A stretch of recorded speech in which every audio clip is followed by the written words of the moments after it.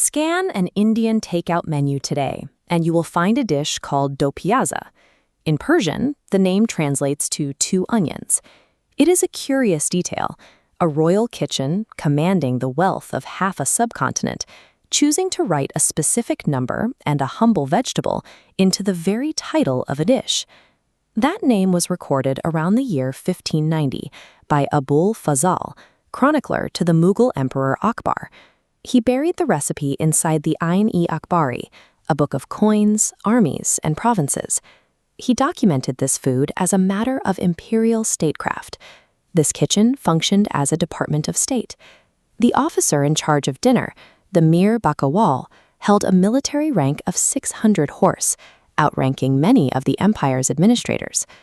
Beneath him sat a hierarchy of storekeepers, accountants, and tasters, all operating on a daily budget of 1,000 rupees. This was a military-grade operation.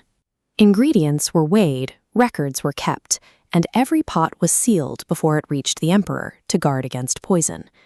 This kitchen functioned as a theater of sovereignty.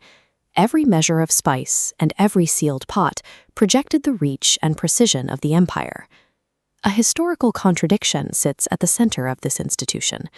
Emperor Akbar, the man funding this massive culinary engine, had what Abul Fazl called a great disinclination for flesh. Akbar stated that if he were not a king, he would quit eating meat at once. Influenced by Jain teachers and the principle of ahimsa, or non-harm, Akbar restricted animal slaughter and eventually gave up hunting. He set aside months of the year where no creature could be killed for the table. This kitchen perfected meat cookery, while the man who funded it moved steadily toward a meatless life. The backbone of the recipe is a strict ratio, roughly 2 parts onion to 10 parts meat. This technique originated in Khorasan. When the Mughals founded their empire in India in 1526, they carried these Persian tastes with them. There, that Persian base met a different spice cabinet: turmeric, cardamom, cloves, cumin, and black pepper, seasoning an Isfahan cook would never use. This ingredient list stands as an edible record of a cultural collision. The cooking begins with the first batch of onions. They cook down slowly until they melt, becoming the sweet, thick foundation of the sauce. While the meat browns in that onion richness, the kitchen had to account for the emperor's personal dietary restrictions. Abul Fazl describes a class of dishes called sufiyana, prepared without any meat at all. On Akbar's days of abstinence, the cooks turned to specialized rice, lentils, and greens. The kitchen produced a rich meat curry for the court and a meatless table for the king simultaneously. The imperial kitchen accommodated both public imperial requirements and the king's private conscience.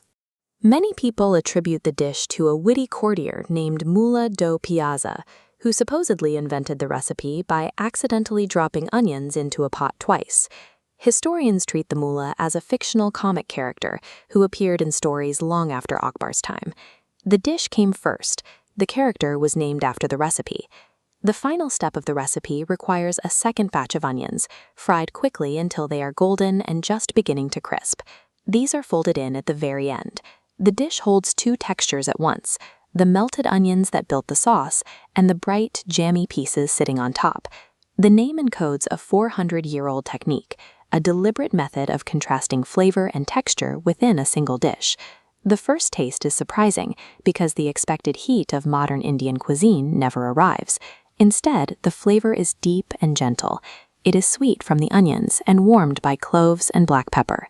This flavor profile relied on a vast logistical network. Every grain of spice traveled hundreds of miles to reach that specific pot.